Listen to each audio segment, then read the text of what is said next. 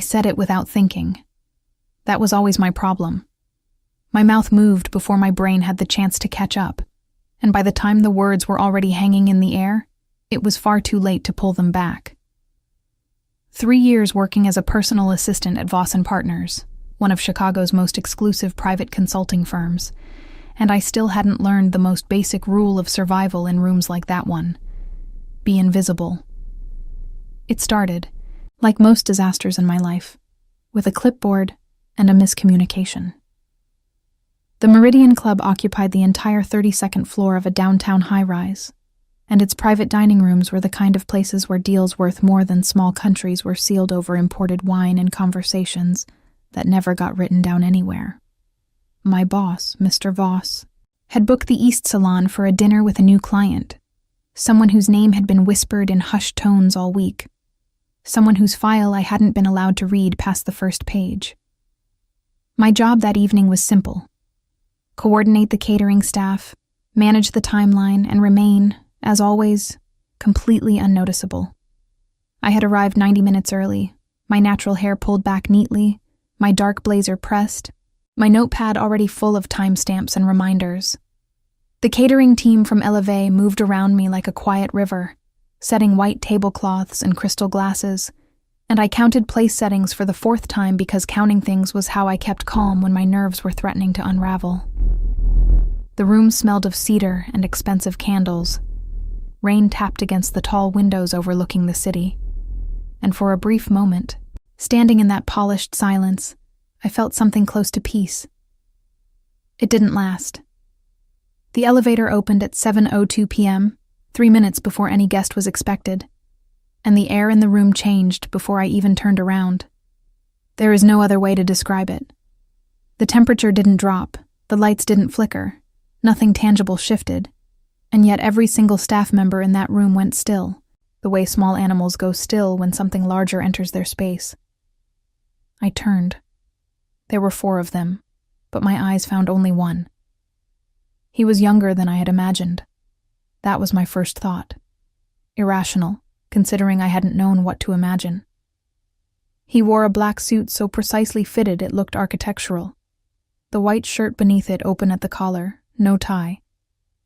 And there, rising from beneath that collar, ink, dark, elaborate tattoos that climbed his neck in patterns I couldn't read from across the room but couldn't stop staring at either. His face was sharp and composed, jaw set, dark eyes already scanning the room with a quiet efficiency that had nothing to do with admiration and everything to do with assessment. He was cataloging exits. I realized that only later. The 3 men flanking him moved differently than he did. They were alert, watchful, their eyes sweeping corners. He walked like he owned every floor beneath him. I straightened my clipboard against my chest and crossed the room toward them. Because that was my job, and because standing frozen would have been worse. "Good evening," I said, my voice landing steadier than I felt. "Mr. Voss isn't expected for another few minutes, but the room is ready. Can I get anyone—" "Water," said one of the men flanking him. Not the man himself. He hadn't looked at me yet. "Of course." I made a note. "Still or sparkling?" "Still." I nodded and turned toward the service table, and that was when I made my mistake. One of the junior catering staff, a college kid named Danny who was 3 weeks into the job, was hovering near the service cart with wide eyes, staring openly at the man in the black suit. I caught his arm gently as I reached past him for the water pitcher and leaned in, keeping my voice low. "Stop staring," I murmured. "He's just a client." Danny blinked at me. "Do you know who that is?" "A guest," I said firmly, pouring the water. "Sophia." Danny's voice dropped even lower. "That's Taejin Kang." The name meant nothing to me in that moment. I would learn later what it meant to every other person in that building. But right then I just shook my head and picked up the glass. "Well, Mr. Kang needs water," I said quietly, not an audience. Danny grabbed my wrist, lightly, just to stop me for one more second. "He's like, you know, The bad boy of the entire... Danny. I pulled my arm free gently. Please. I carried the glass back across the room. The man, Tae-jin Kang, had moved to the window, his back partially to the room, looking out at the rain-smeared city below. One of his associates accepted the water on his behalf with a curt nod, and I exhaled quietly, relieved that the interaction was over. It wasn't over. Because Danny, nervous and trying to be helpful in the way that only very young people in very new jobs can be unhelpful, had followed me halfway across the room. And his voice, which he believed was a whisper, carried. I'm just saying, Sophia, someone should warn you. He's not just a client. Everyone calls him the bad boy. I finished for him absently, my eyes still on my clipboard, my pen moving. Yes, you mentioned. The words were barely out of my mouth when I felt it. Silence. A particular kind of silence. The kind that has weight. I looked up. Tae-jin Kang had turned from the window. He wasn't looking at Danny. He was looking at me. Those dark eyes had found my face with a precision that felt less like a glance and more like a decision. And the expression beneath them was entirely unreadable. Not offended. Not amused. Something quieter and far more difficult to name. My stomach dropped somewhere around the 25th floor. My voice came out before I could stop it, which was, as established, always my problem. I apologize. I wasn't referring to... He moved. Not quickly. That was what unnerved me most. He crossed the distance between us with a measured, unhurried calm that somehow made it worse. And when he stopped, he was close enough that I could smell cedarwood and something darker beneath it. And I had to resist the impulse to step back, because stepping back felt like admitting something. He didn't speak immediately. He looked at me. Really looked. The way people rarely do. Like he was reading something written in very small print. Then, almost without motion, his hand rose. His fingers closed lightly around my arm, not roughly, not with any urgency, just with a steadiness that allowed no argument. And he drew me precisely 2 steps aside, away from Danny, away from the catering staff, away from his own associates, into a small and terrible privacy. His voice, when it came, was low. So low I had to hold my breath to catch it. You have no idea, he said. 3 words, barely above a murmur, and yet they landed with the weight of something enormous, something with deep roots and a long shadow. And I stood there with my clipboard pressed to my chest like a shield, and my pulse doing something entirely unprofessional in my throat, and I understood, with sudden, cold clarity, that I had just made a very significant error. The elevator opened again. Mr. Voss stepped in, laughing at something on his phone, and the moment fractured around us like glass. Tae-jin Kang released my arm. He stepped back, straightened his jacket with one smooth motion, and turned toward my employer with the composed expression of a man who had already forgotten the conversation. But as Mr. Voss crossed the room calling his name, Tae-jin Kang's gaze cut back to me. Just once. Just for a breath. And what I saw in it then was not anger. It was something far more patient than anger.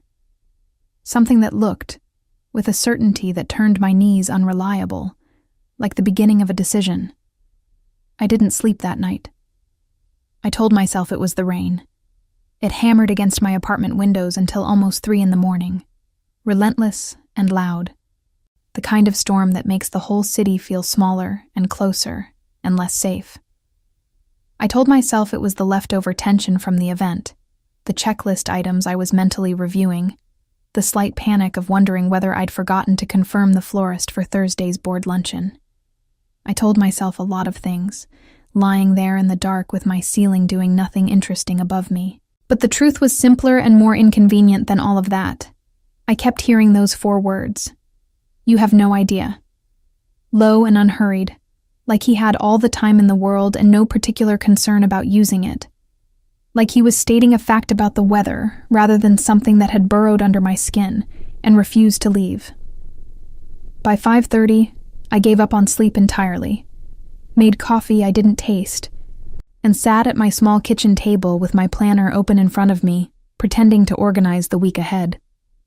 Outside, the storm had finally quieted, and Chicago was doing its gray, wet, early morning thing. The streets below my window empty except for a single delivery truck working its way down the block with patient determination. I was almost calm by the time I got to the office. Almost. Mr. Voss called me into his office at 8:45, before I'd finished my second cup of coffee, and the look on his face when I sat down across from him was one I recognized. The careful arrangement of a man who needed something and was deciding how to package it. Last night went well, he said, which was not a compliment so much as a prologue. I'm glad, I said. The catering team was excellent. Mr. Kang was pleased with the arrangements. He paused here, tapping one finger against his desk, in the slow rhythm he used when choosing words carefully.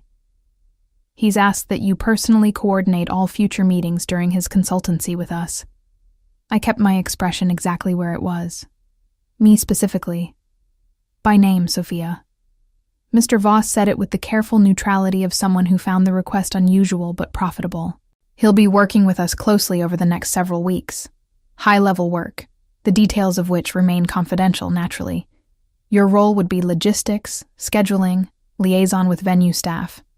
The same things you always do, just exclusively for his account while he's here. The same things I always do. I held on to that phrase like a railing on a steep staircase. Of course, I said. I'm happy to assist. Mr. Voss looked relieved in a way that suggested he had been somewhat prepared for resistance.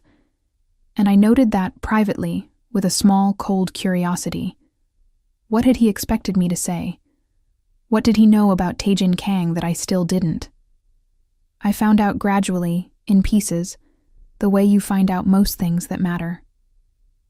By noon, I had spent 20 minutes on my phone while eating a sandwich at my desk, reading articles that surfaced and then seemed to contradict themselves. Taejin Kang, 31 years old, head of Kang International, a holding company with offices in Seoul, Singapore, and New York, with interests in real estate, private equity, and what several business publications carefully described as import and logistics. Photographs of him were rare and mostly distant. A profile shot outside a courthouse in Seoul 2 years ago. A grainy image at an airport. One formal portrait that his company had apparently released, and then quietly removed from circulation. In every image, the tattoos were partially visible, always drawing the eye like punctuation in a language I didn't speak. What the articles said between the lines, in the careful negative space of things not stated directly, was louder than anything they printed. His name appeared near other names, families, organizations, territories, in ways that were never quite explained. A Korean journalist had written a long piece about shadow economies in East Asia that mentioned Kang International in the 7th paragraph, without elaboration. A Chicago Tribune article from 8 months ago referenced a federal investigation into port operations on Lake Michigan, and while Taejin Kang's name didn't appear, his company's subsidiary did, once, in passing. I closed my phone and finished my sandwich and tried to remember how to breathe normally. Bad boy, Danny had said, as if those 2 small words were adequate containers for whatever this was. The call came at 2:15, a number I didn't recognize, a man's voice. I also didn't recognize, smooth, professional, carrying the faint trace of an accent I couldn't place. Ms. Sophia Reeves? Yes. Mr. Kang would like to confirm tomorrow's site visit at the Lakeview property. 9 a.m. A car will be arranged. I pulled my notepad toward me automatically. I wasn't aware of a site visit scheduled for tomorrow. Mr. Voss has been notified. A brief pause. "The car will arrive at your office at 8:30. The line went quiet before I could respond. I sat there holding my phone, looking at the notepad where I had written 9 a.m. Lakeview without consciously deciding to, and I recognized the sensation settling over me then. It wasn't fear exactly. It was the particular discomfort of understanding that something had already been set in motion, that the gears had turned while I wasn't watching, and now I was moving with them whether I'd chosen to or not. Mr. Voss confirmed it when I knocked on his door 5 minutes later. He looked slightly apologetic and mostly avoidant, which told me everything I needed to know about how much room I had to push back. "It's just a logistics review," he said. "You'll be perfectly fine." Which is, I have learned, exactly the kind of thing people say when they are not entirely certain that you will be. The car arrived at 8:28 the next morning. A black vehicle, long and silent, with windows I couldn't see through from the outside.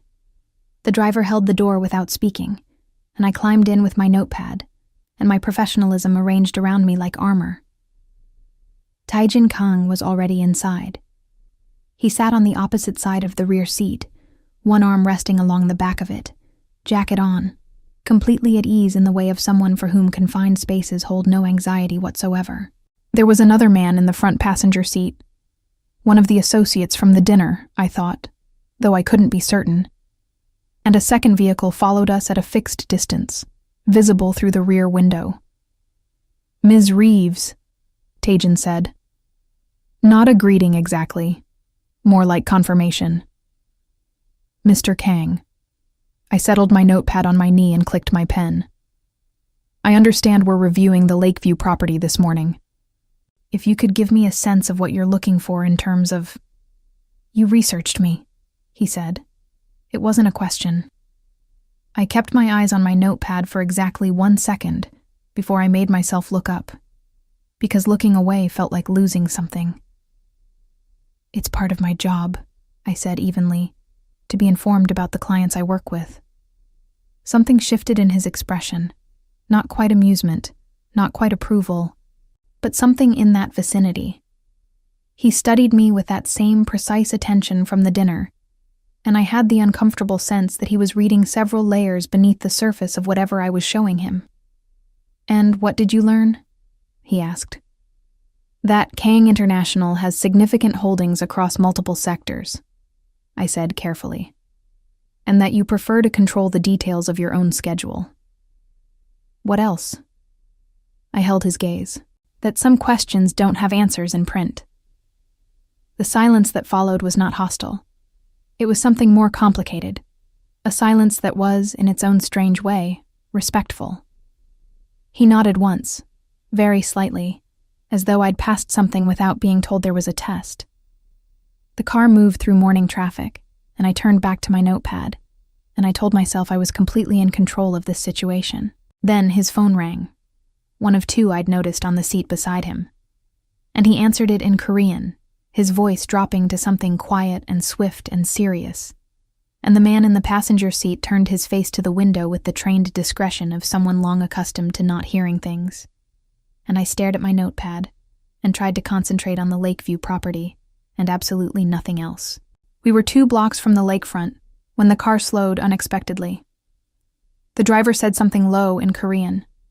Taijin's response was immediate, clipped, controlled, and then his hand came across the seat and closed around my forearm. Not roughly, not with alarm, with a deliberate, careful firmness that allowed no argument. "We're changing routes," he said. His eyes were at the rear window. "Stay close." Changing routes turned out to mean 40 minutes of silence through streets I didn't recognize. I sat with my notepad on my knee and my pen uncapped and completely useless, watching Chicago slide past the tinted windows in unfamiliar configurations. Narrower streets, older buildings, neighborhoods that existed in a different register of the city than the one I operated in daily. The second vehicle stayed behind us at the same fixed distance, and twice I noticed the driver checking his mirrors with a focused attention that had nothing to do with ordinary traffic awareness. Taijin didn't explain. He sat with his phone against his ear, speaking in Korean at intervals, his voice unhurried and very quiet, in the way I was already beginning to understand was not calm, so much as controlled. A stillness maintained by discipline rather than the absence of something beneath it. His hand had released my arm the moment the driver turned off the original route, but I could still feel the impression of it, the specific weight of those fingers, and I disliked that I noticed this. I focused on my breathing instead. When the car finally stopped, we were at the Lakeview property, just arrived from a different direction, through a service entrance rather than the main gate. A man was waiting at the door, holding it open, and he nodded at Tae-jin with the particular deference of someone reporting to a superior rather than greeting a guest. "Everything's clear," the man said low.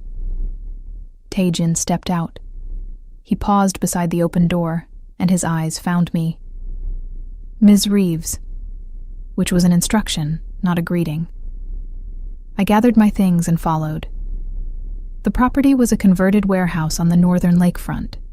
Gutted interior, raw brick walls, massive industrial windows overlooking gray water. It was being repositioned as a private event space, which was ostensibly why my logistics expertise was required. I walked through it with my notepad open, measuring rooms with my eyes, noting ceiling heights and entry points and the loading capacity of the freight elevator, because that was what I was there for. Tae-jin walked 2 paces behind me. Not beside me. Behind. And I was not accustomed to being followed rather than escorted. And the sensation of it, his presence at my back, quiet and constant, made me measure rooms more carefully than I ever had in my life. The East Wing would accommodate a seated dinner for 60 comfortably, I said, keeping my voice professional. 80 if you reduce the table spacing, but I'd recommend against it for a high-end event. Circulation matters. Agreed, he said. The freight elevator is the only reliable access point for catering. I'd want to see the service corridor on the lower level before I could confirm a full timeline. I made a note. Is there a specific event type you're planning, or is this more of a general assessment? General, he said. And then, after a pause that felt deliberate, for now. I wrote general assessment and turned toward the north windows. Below them, the lake lay flat and dark under the cloud cover, enormous and indifferent, and standing at that glass felt briefly like standing at the edge of something much larger than a real estate project. "You're not afraid," he said behind me. I turned. He was standing perhaps 6 feet away, hands in his jacket pockets, watching me with that same, reading very small print attention. "Of what?" I asked. "Of this." A slight movement of his head, encompassing the space, or perhaps something beyond it. Most people who come into a room with me for the first time find reasons to be elsewhere within 20 minutes. "I'm being paid to be here," I said. Running away would be unprofessional. Something shifted at the corner of his mouth. Not quite a smile, more like the shadow of one, brief and involuntary, gone before it fully arrived. "That's the second interesting thing you've said to me," he said. I chose not to ask what the first one was. I suspected I already knew. We moved through the rest of the property in a rhythm that surprised me. He asked sharp, specific questions about load-bearing infrastructure and sound insulation and ventilation, things a man investing in an event space might reasonably know, and also things that were slightly adjacent to that. Questions about sightlines and entry sequencing and how many staff would typically occupy a given space during an event. I answered what I knew and said clearly when I didn't know something, and each time I did the latter, I caught him looking at me with that slight recalibration in his expression, as if honesty was a variable he hadn't entirely accounted for. By the time we reached the lower-level service corridor, I had almost convinced myself this was an ordinary working morning. Then one of his associates appeared at the base of the stairs, the same man from the car, and said something in Korean that made Tae-jin's entire posture shift. Not dramatically, a fraction of a degree, a barely perceptible change in the set of his shoulders, but I had been watching him carefully enough by then to notice it. he responded without inflection. The associate withdrew. Tejin turned back to me. "We'll need to conclude the walkthrough," he said. "Of course." I capped my pen. "I have enough for a preliminary report." "Good." He studied me for a moment. "I'd like you to present it to me directly, not through Voss." I kept my expression neutral. "That's not typically how the firm operates." "I'm aware of how the firm operates," he said, simply, without challenge, without emphasis, just a quiet statement of fact that somehow managed to rearrange the furniture of the conversation. I looked at him for a long moment. In the dim light of the service corridor, with the sounds of the lake muffled above us, and the particular quality of underground silence pressing around the edges of everything, the tattoos climbing his neck looked like a map of somewhere I had no coordinates for. His eyes were steady, patient, waiting. "I'll need to speak with Mr. Voss," I said finally. "Of course," he said. And the way he said it, without argument, without pressure, with perfect and complete composure, told me that he already knew how that conversation would conclude. Mr. Voss, it turned out, took 4 minutes and 30 seconds to agree. I know this because I was watching the clock on my phone when I made the call from the building's ground floor, while Tejin waited above with his associates, and because I was counting things again, the way I always did when my nerves were threatening to surface. "It's just a reporting structure adjustment," Mr. Voss said. "Completely standard for high-value clients. You're our best coordinator, Sophia. This is a compliment." I said thank you in the voice I reserved for moments when I needed to sound more certain than I was, and I went back upstairs. Over the following 2 weeks, I saw Tejin Kang every other day. Site visits, venue assessments, scheduling calls that somehow always ended up being in person rather than over the phone. The pattern established itself gradually, and I was so focused on the work, on the notepads and timelines and catering logistics, that I didn't notice at first how precisely the pattern had been constructed. It was at the 4th meeting, in a private dining room at a restaurant on the Gold Coast that had been closed to the public for the duration of our lunch, something I registered as unusual and filed away, that I noticed something else entirely. A woman at the bar, visible through the interior window that divided the private room from the main floor. She had been there when we arrived, and she was still there 40 minutes later, nursing the same drink, her attention moving between her phone and our room with an interest that was not casual. I had said nothing. I was nearly certain I was imagining things, projecting tension onto ordinary coincidence. But then Tejin set down his water glass and said, without looking up from the document I'd placed in front of him, "She's been there since before we arrived." I stared at him. "You noticed." "I notice everything," he said. Flat, factual, his eyes finally lifted to mine. "Which is why I need you to do exactly what I'm about to ask without asking me why." My pen stopped moving. "Stand up," he said quietly. "Take your bag and walk directly to the kitchen entrance behind you. Marco will meet you there and take you to the car. Don't look at the bar."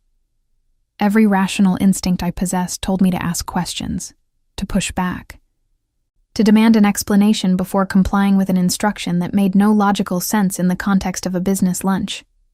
I stood up, took my bag, and walked to the kitchen entrance. I didn't look at the bar. Marco, one of the associates I'd begun to recognize, was waiting exactly where Tejin had said he would be, and he moved me through the kitchen with quiet efficiency, through a back exit, and into the alley where the second car idled. I was inside with the door closed before I realized my hands were unsteady. 10 minutes later, Tejin got in beside me. His expression was arranged, contained, as composed as it always was. He looked at my hands, at the way I had pressed them flat against my notepad to keep them still, and something crossed his face. Fast, there and gone. "You did well," he said. "I'd like an explanation," I said. He was quiet for 3 seconds. Outside, the city moved past. The woman at the bar works for someone who believes that being close to me is a useful form of leverage, he said. She was documenting who I meet with. I absorb this. And if she photographs me with you, she already has, he said. And the way he looked at me then, direct, serious, carrying something that felt like the weight of a decision already made, was the moment I understood that whatever this was, it had already extended beyond logistics reports and site visits. Mr. Kang, I started. Taijin, he said. I stopped. He held my gaze without apology or explanation, and the car moved through traffic, and somewhere behind us the city contained a woman with a camera, and whatever she intended to do with it.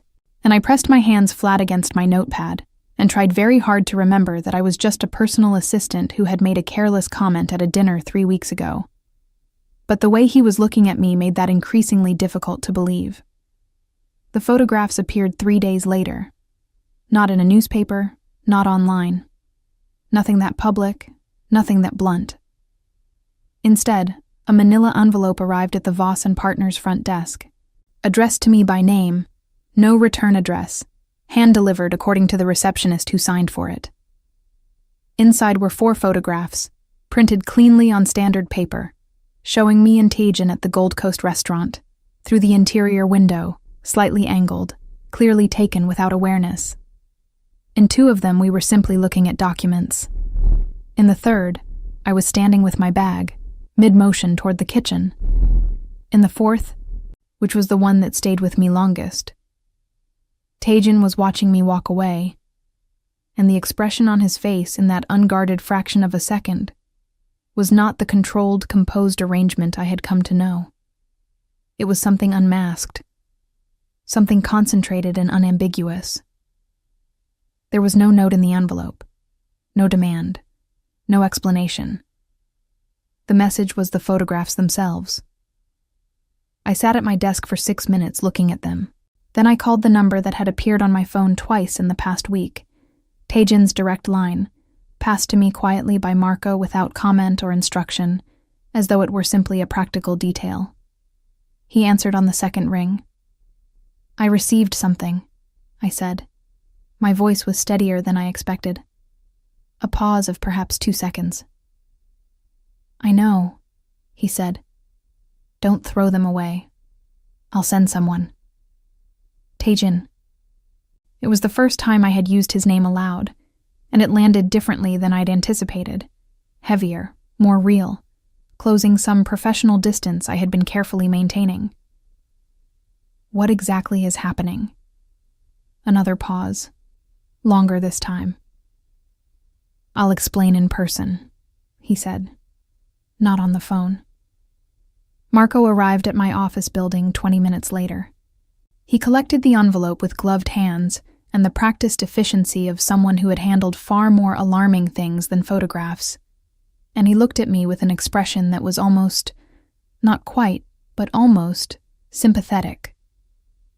Mr. Kang asks that you not go home alone tonight, Marco said. I stared at him. I beg your pardon? He's arranged alternative accommodation, secure, temporary. Marco produced a card with an address on it. A car will take you directly from here. I have an apartment, I said. I have a cat. I have... Your neighbor, Mrs. Patterson, on the 4th floor will look after the cat. Marco said this without blinking. She's already been contacted. I stood there in the lobby of my office building, holding a card with an address on it, and the cold, clear weight of what was happening settled over me like weather. Someone knew my neighbor's name. Someone had called her, or arranged for someone to call her, about my cat, before I had agreed to any of this, before I had even finished processing the photographs. The machinery around this man operated on a timeline several steps ahead of my own. I took the car. The address led to a building on the near north side, residential, discreet, nothing that announced itself. The apartment on the 14th floor was clean and quietly furnished, with tall windows and a kitchen that had been stocked with things I actually ate. which meant someone had paid attention to details I couldn't account for. And I tried very hard not to think about what that implied. Tajin arrived an hour after I did. He came with Marco and one other associate, both of whom stayed in the hallway.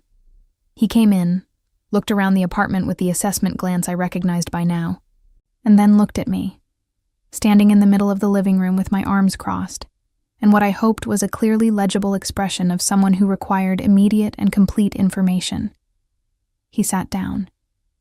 He loosened the top button of his jacket, and for the first time since I had known him, he looked, fractionally, tired. "Sit down, Sophia," he said. I sat, because arguing with that particular tone would have been like arguing with architecture.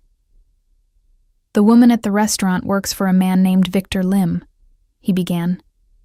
"He operates out of Vancouver, though his interests extend here. For the past year, he has been attempting to position himself in markets that overlap with mine. His preferred method is not confrontation, it's leverage." He looked at his hands briefly, then back at me. "He collects information about people close to me. He uses it." "I'm not close to you," I said. "I'm your event coordinator." Tajin was quiet for a moment. "Victor Lim doesn't make that distinction." I absorbed this. "And the photographs?" "A reminder that he's watching. He'll make contact next. With you, not with me. He'll present himself as someone offering information, perhaps a warning. He'll seem reasonable." His eyes were steady, serious, carrying the weight of experience I didn't have. "He is not reasonable. What does he want?" "From you, specifically?"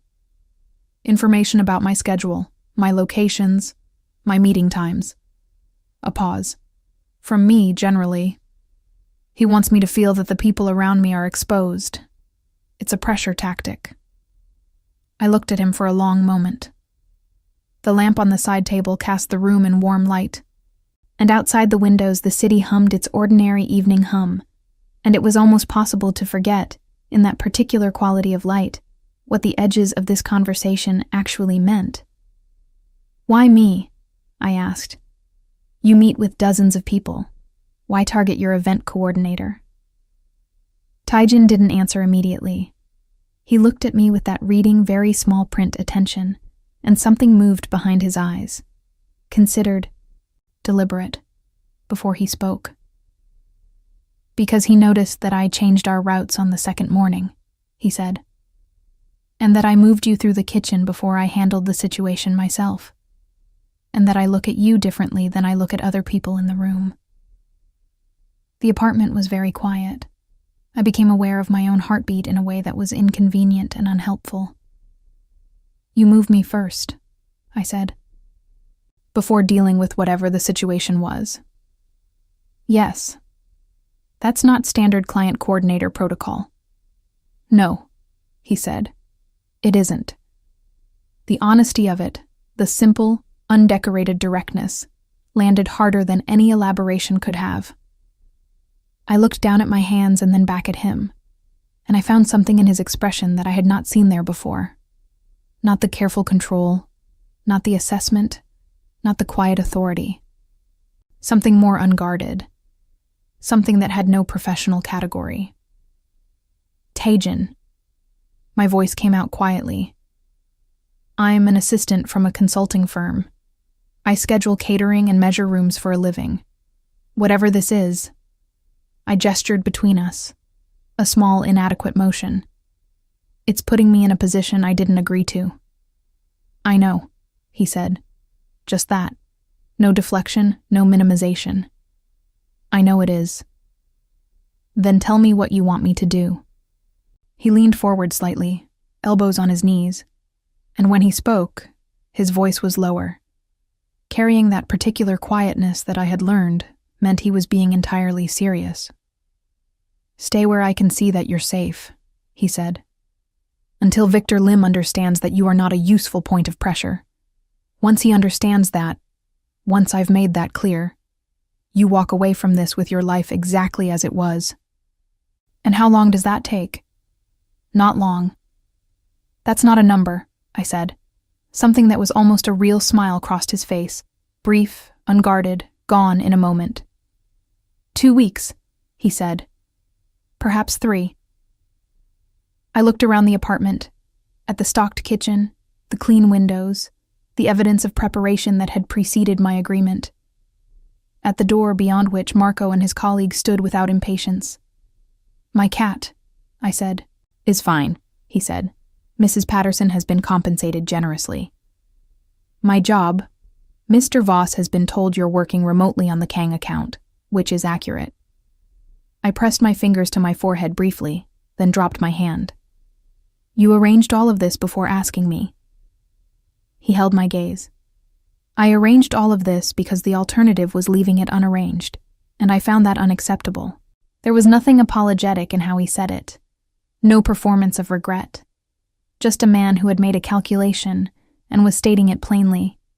And the calculation had been, without drama or announcement, that my safety was not a variable he was willing to leave to chance. I stayed. The following days arranged themselves into a strange suspended rhythm. I worked from the apartment in the mornings, maintaining the appearance of normal operations, coordinating venue logistics via phone and email, keeping my communication with Mr. Voss unremarkable. Taejin came in the evenings, usually between 6 and 8, sometimes staying longer. We sat at the dining table and I showed him the week's scheduling notes, and he asked precise questions and answered mine. And the conversation moved between professional and something more difficult to name in a way that stopped feeling jarring after the 4th evening. He brought food sometimes, from a Korean restaurant 3 blocks away, containers that smelled of ginger and sesame and something warm and grounding. And he set them on the table without ceremony, and I stopped pretending I wasn't grateful for the company. On the 9th evening, he arrived later than usual. I heard him exchange words with Marco in the hallway, and the tone of it was clipped, contained, the tone I associated with problems. He came in and set his jacket over the chair and sat down across from me and said, Victor Lim made contact today. My hands went still over my keyboard. Not with you, he said immediately. With someone at your firm, asking questions about your background, your history, your family. The word family landed in my chest with specific weight. I don't have much family, I said carefully. My mother lives in Atlanta. She's retired. She doesn't... I know, Taejin said.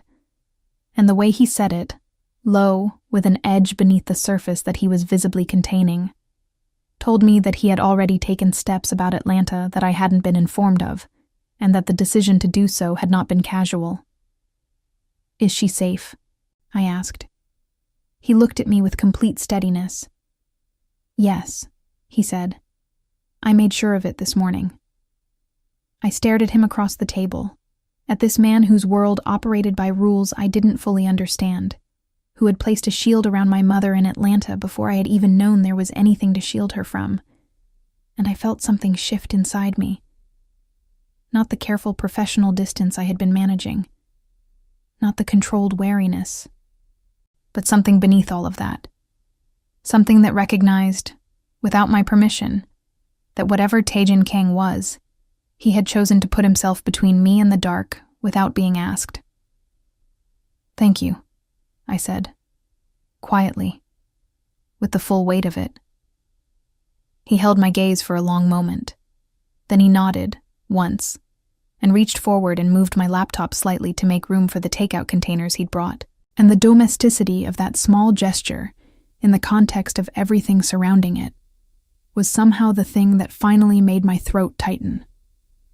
Outside, the city carried on. Somewhere in it, Victor Lim was recalibrating, and at a small dining table on the 14th floor, Taejin Kang opened a container of food and said, without looking up, You should eat. You didn't have lunch today. I didn't ask how he knew that. By then, I already understood the answer. The situation with Victor Lim resolved on a Tuesday. I know this because I had been marking days in the small notebook I kept on the apartment's kitchen counter.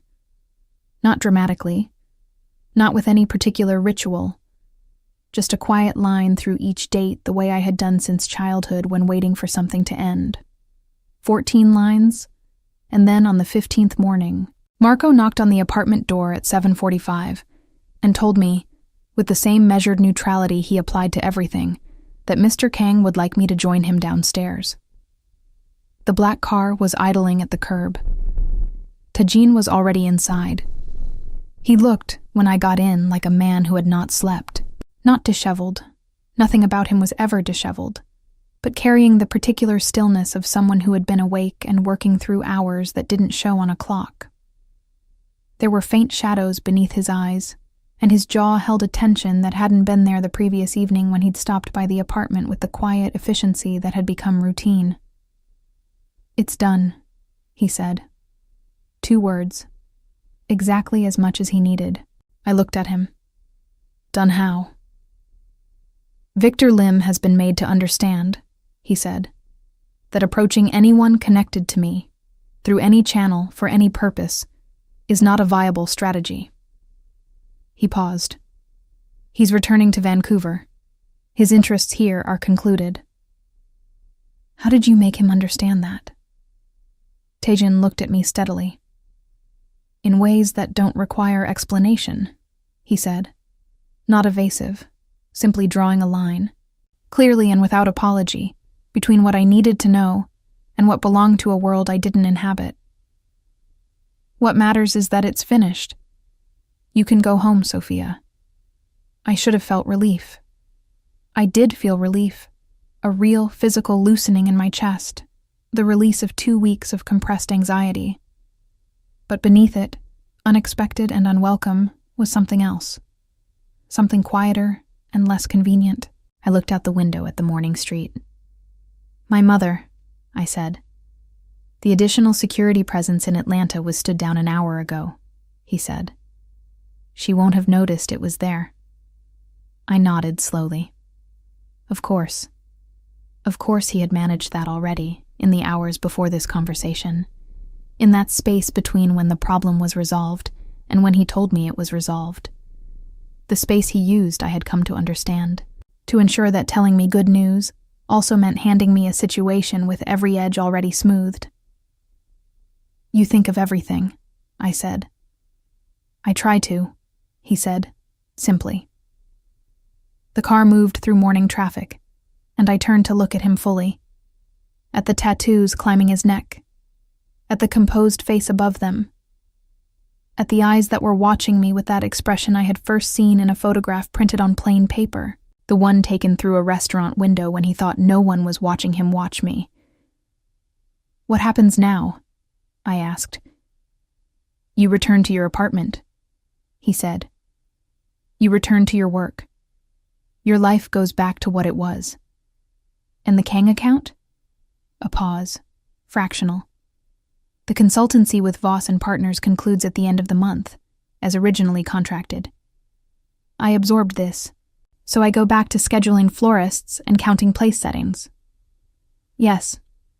I looked at my hands. "And you?" The question was small, and I hadn't entirely meant to ask it, or perhaps I had meant to ask it precisely, and was simply unprepared for the asking. Either way, it was out, sitting between us in the warm interior of the car, and I couldn't retrieve it. Taijin was quiet for several seconds. When I looked up, he was watching me with that unguarded expression, the one from the photograph, the one that had no professional category. "I have business in Seoul at the end of the month," he said, "and in Singapore after that." "Of course," I said. "Sophia." My name in his voice had a particular quality I had stopped trying to be unaffected by. "Look at me." I looked at him. "What happened over these 2 weeks," he said carefully, "was not something I planned. The situation with Lim, yes, I managed that. The arrangements, yes, those were deliberate. But what happened in that apartment, at that table, every evening?" He paused. "That was not managed." My throat was doing something inconvenient. "I'm aware," I said, "that your life is not something I fit into neatly." "No," he agreed. "It isn't.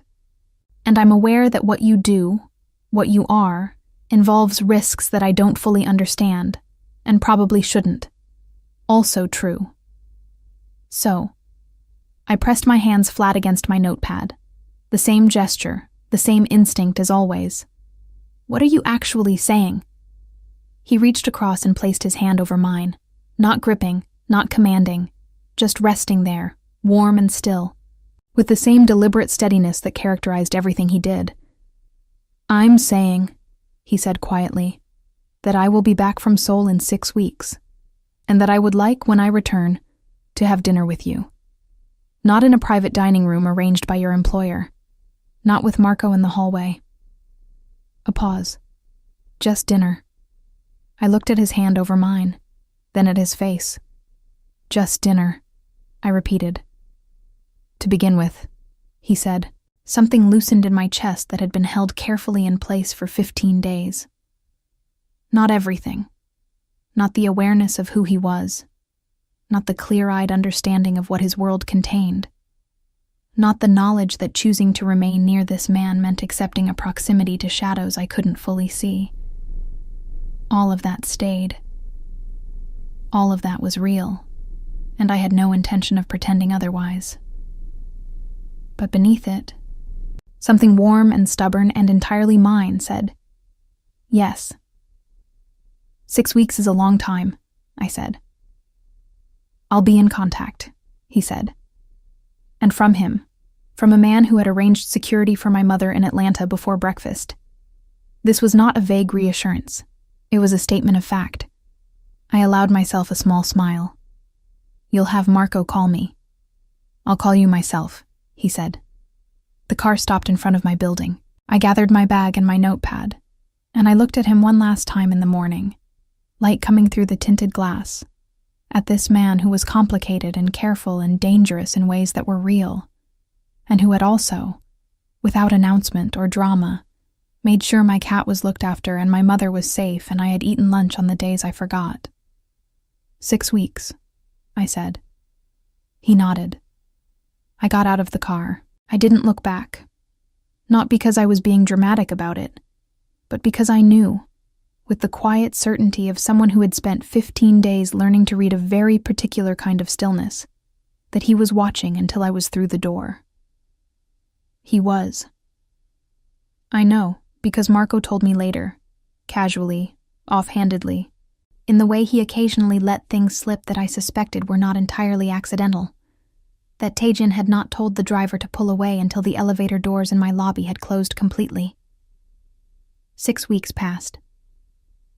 They passed the way significant time always does, slowly at first, and then in a rush.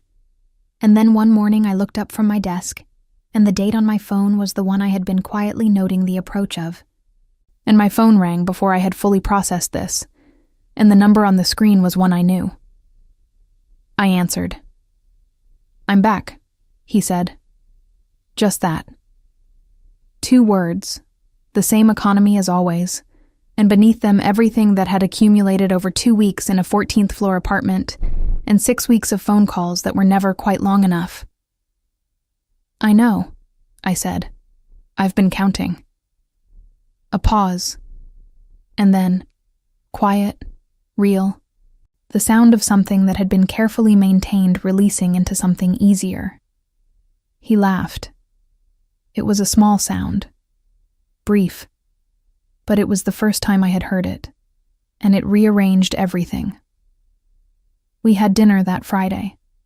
Not in a private room. Not with associates in the hallway. A real restaurant, a corner table, and 2 people who had met under impossible circumstances and somehow arrived, through the wreckage of those circumstances, at something that felt, against all reasonable probability, like solid ground. We talked for 3 hours, about his childhood in Seoul, about my mother in Atlanta, about the things that had made us who we were before the world got complicated. He told me things he prefaced by saying he had never told anyone, and I believed him. because I had watched him for weeks, and I understood the cost of words to a man who spent most of his life speaking as little as possible. He walked me to my door at the end of the evening. He stood in the hallway and looked at me with that expression. Open now, no longer something I only caught in unguarded photographs. And he said, "Thank you for not running." I thought about the elevator in the Meridian Club, and the envelope of photographs, and the car that had changed routes through unfamiliar streets, and the 14 days I had marked in a notebook, and the 6 weeks after them. And I thought about a woman who had been invisible in rooms full of important people, and had somehow, through a careless comment and an accidental collision with a world she didn't belong to, been thoroughly and irrevocably seen. I thought about it. I said honestly. "I know," he said. "I'm glad you didn't."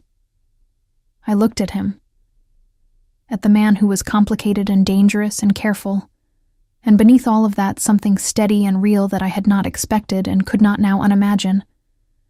And I understood that my life had been altered in a way that had nothing to do with fear and everything to do with choice. My choice, made clearly, with both eyes open. "Good night, Tajan," I said. "Good night, Sophia," he said.